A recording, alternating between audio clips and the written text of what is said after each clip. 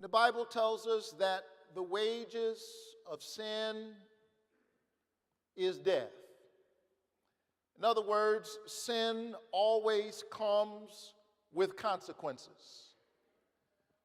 And I would be derelict in my duty if I did not remind you every now and then that sin always takes us further than we intended to go, keeps us longer than we intended to stay, and costs us more than we intended to pay.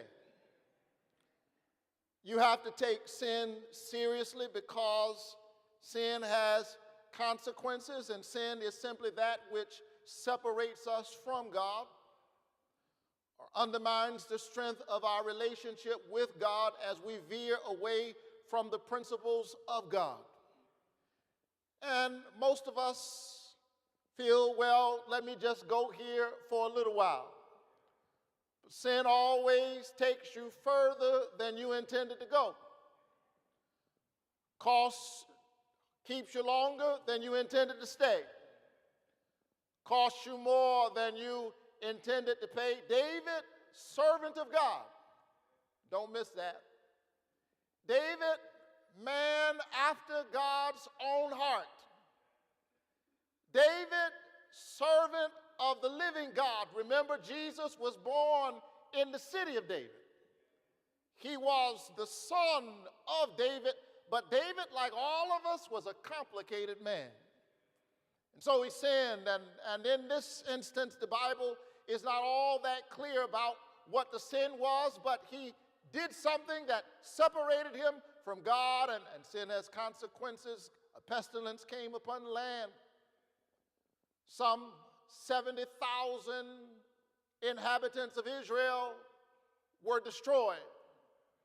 And then the angel of the Lord that created destruction in the land was on his way to Jerusalem, and just as he made his way to Jerusalem, God said, that's enough.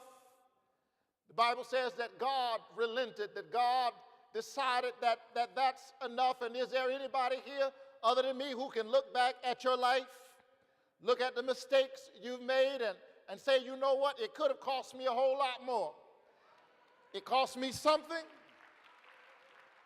but it could have cost me a whole lot more. Thank God for God's grace and for God's mercy.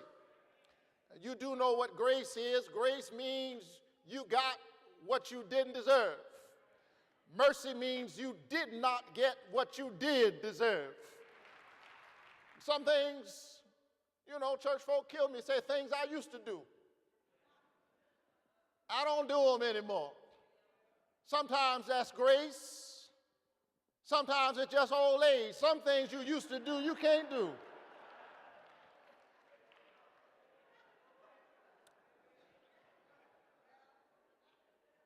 The places you used to go are now closed.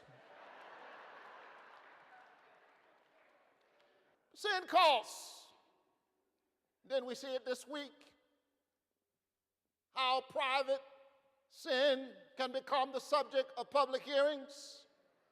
And can I say to you that while you watch others and watch Petraeus, know that the only difference between his sin and yours is that his is on television.